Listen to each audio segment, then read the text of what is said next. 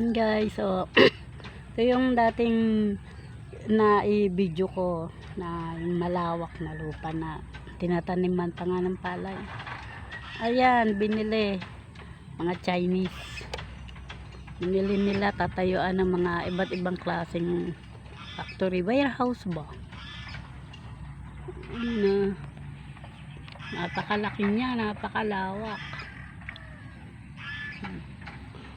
Kaya nauubusan tayo ng yung mga bukid, taniman ng palay. Binibili ng mga taga ibang bansa. Gagawin warehouse. Sila yung mayaman.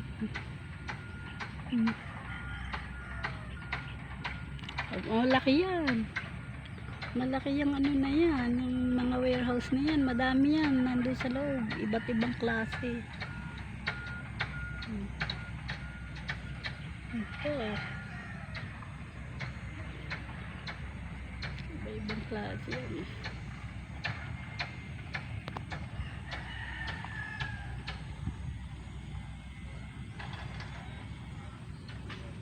Kaya ang Pilipinas mas marami ng mga taga ibang bansa na nakatira dito na foreigner.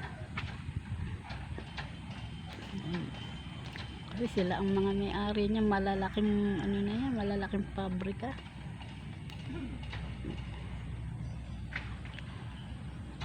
Ay tayong Pinoy, kaya ba natin yan?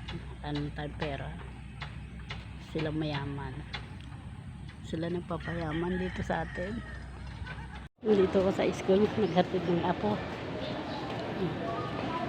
araw-araw, twice a day. Nandito ako naghatid araw-araw yun. Yan, exam nilang ngayon That's my baby. Sabi na ako na. Dami dami estudyante.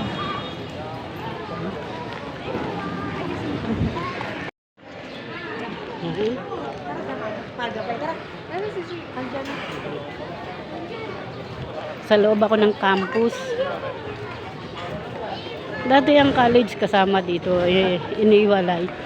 Yung elementary doon sa isang branch nila. Dati elementary, kinder, malapit sa ilog. So need na dito dalhin, pagpalit yung college doon. Pinagsama-sama yung junior, senior, elementary, kinder dito sa school na to.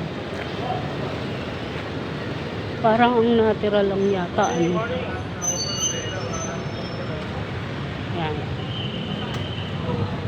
Nak, ikot ka. Lang college.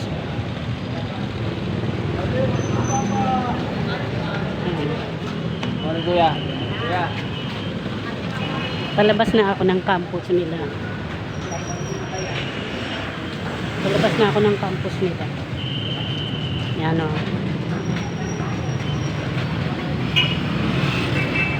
Magtitinda naman. Kailangan ko i-deliver yung nasa akin. Kasi need i-remit din ngayon guys, hanggang dito na lang muna guys. Bye bye. Traffic na traffic guys.